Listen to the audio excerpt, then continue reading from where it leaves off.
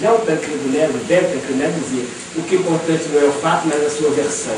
Ele já tinha feito a hermenêutica. Então a pré-hermenêutica é não dar-se conta disso. Por quê? Você vai entender por quê. Primeiro, é a ilusão, eu uso muito brincando com a linguagem portuguesa, uma ilusão idiótica.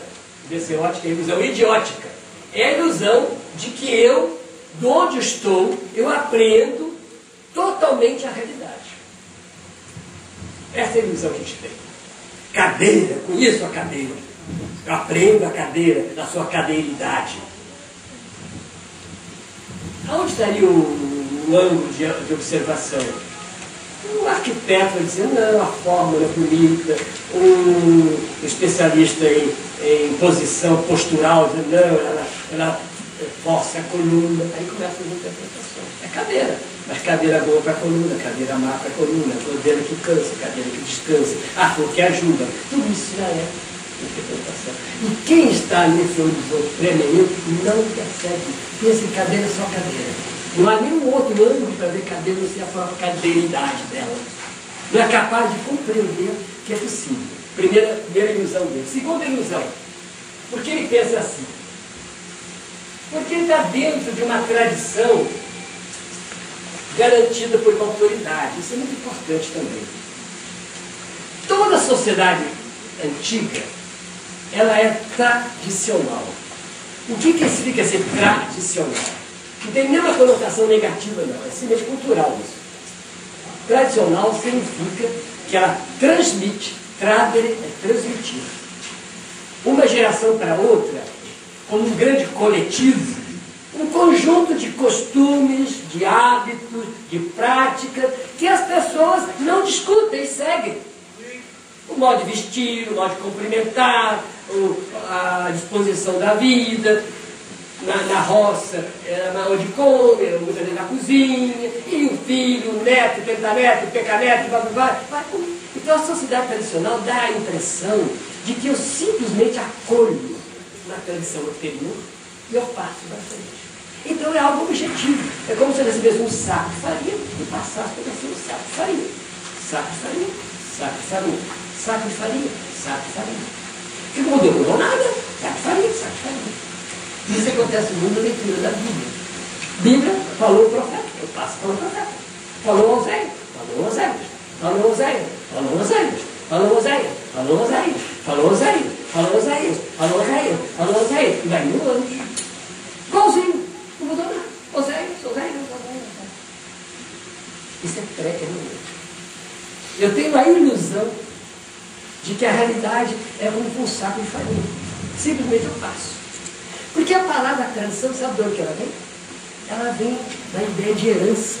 Aí que nasceu a palavra tradição. Outra coisa importante, que eu acho que ajuda muito a nossa cabeça, é saber que as palavras têm etimologia. E que a etimologia tem um lugar onde a palavra nasce. E essa experiência é muito importante para entender. E a palavra tradição nasce exatamente porque é aquilo que você não pode mudar. Você herda um terreno, passa para o filho o terreno, passa para o neto o terreno, porque era naquela época rural. Né? O pai tinha uma fazenda, morreu, o filho pegou a fazenda, morreu, veio para o neto, pegou a fazenda, morreu, vai, transmite a fazenda. Essa é a ideia de transmissão. Assim que nasce. Nasce de passar. No máximo eu aumento o saco de farinha. Bota um pouco mais farinha, mas é saco de farinha. Fazenda. Sítio. Ou eu sou vou trabalhar, cortar cana. Então, eu tenho ideia que a sociedade, que a verdade é uma coisa, os costumes passam de uma geração para outra e não muda. Então eu tenho a impressão que estou seguro, estou tranquilo. Eu não preciso interpretar nada, não. Eu vou cortar cana. O filho pega a mesma foice, o neto a mesma foice, o bisneto a mesma foice, o trisneto a mesma foice. Então está aqui mudar. A foice corta a cana, a foice corta a cana, a foice corta a cana, a foice corta. E o trator? Quando chegar o trator, vai virar a cabeça.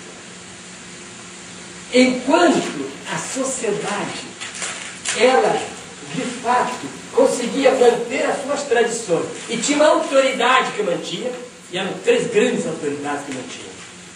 pai de família. Lembra as pessoas mais antigas dos seus pais como é que eram?